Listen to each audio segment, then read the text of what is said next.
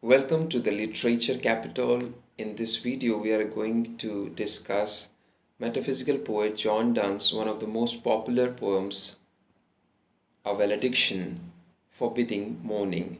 The meaning of valediction is that it stands for farewell. So, John Donne is going to separate from his beloved and more for the time being, and he is asking or convincing her not to mourn for that separation. Okay.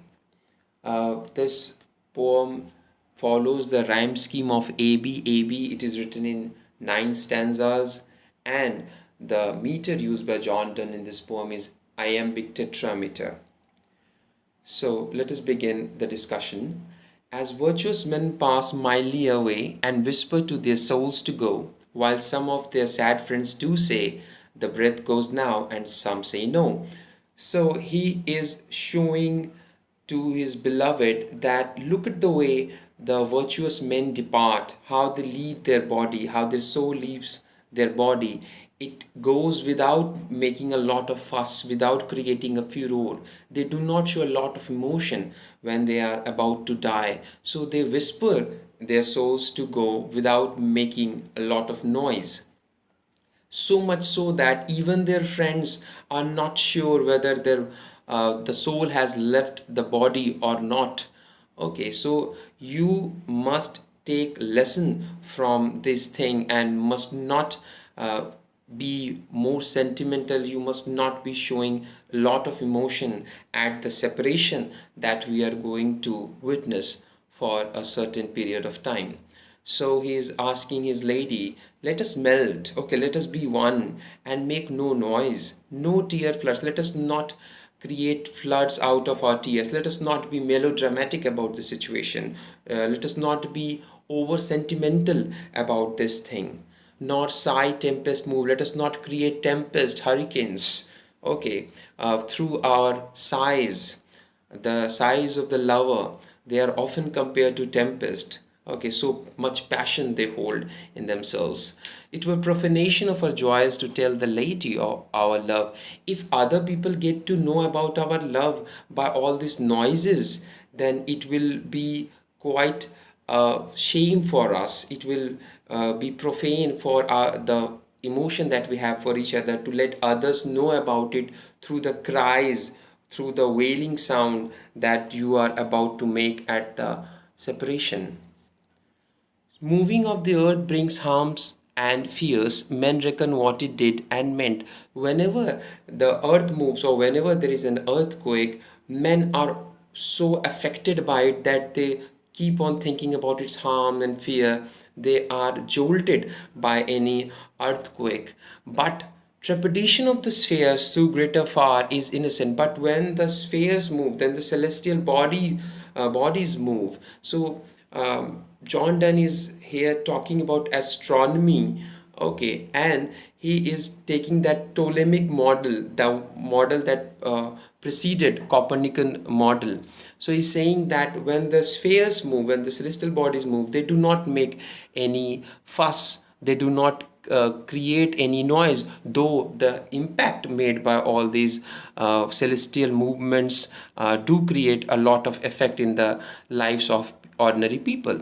So dull sublunary lovers love whose soul is sense cannot admit absence. Those people whose love are ordinary, those who are commonplace lovers, who are below moon. If you see this Ptolemaic model, you would realize that what is beneath moon, there is just earth, and everything is beyond it.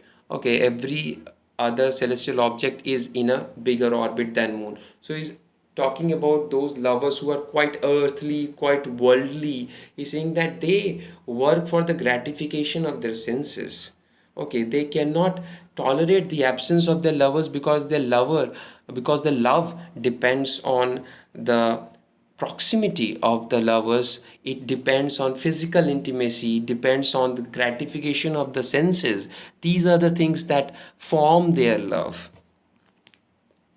but we by love so much refined that ourselves know not what it is. But he is asking his beloved to show more maturity, to go for something that is more refined, more pure, that transcends earthliness. And he's saying that we do not know what it is, how, what is the range of our love, what is the limit of our love, we do not know that for sure.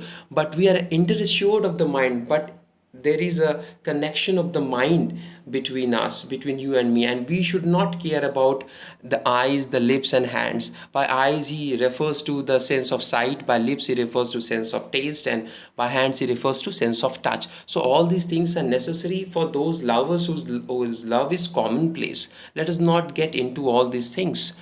Okay, our love is superior. Our two souls, therefore, which are one, though I must go, endure not yet a breach. Our souls, they may look like two, but they are one and the same. We are two bodies carrying the same soul. So much bonding there is between us, between the two lovers. And I have to go, I must go, I cannot stay here, I cannot tarry. So you must endure it, not as a breach. There is not going to be any severing of ties just because I am moving away. It is an expansion. Okay, now he's comparing this expansion to the way a gold is hammered and it does not break, it is malleable, so it expands. He's saying that when the lovers they suffer something, their love grows, their love expands so much so that it is beaten to that airy thinness. Okay, they become a part of the atmosphere. So much expansion their love experiences when they suffer, that it grows to pervade the whole atmosphere. So suffering always leads to expansion, evolution. Now, here comes the most famous example of metaphysical conceit in these two paragraphs. If they be two, they are two, so he's referring to the souls. If they are two souls, let them be. Okay, but we are two souls, 2 feet of the same compass. As stiff twin compasses are two, thy soul, the fixed foot, makes no show to move, but doth, if the other do.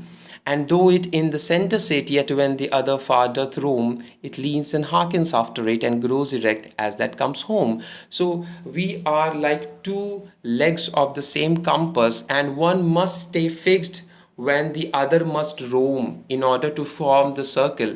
But the farther they are from each other, the point which is fixed, which forms the center of the circle, it tilts a little.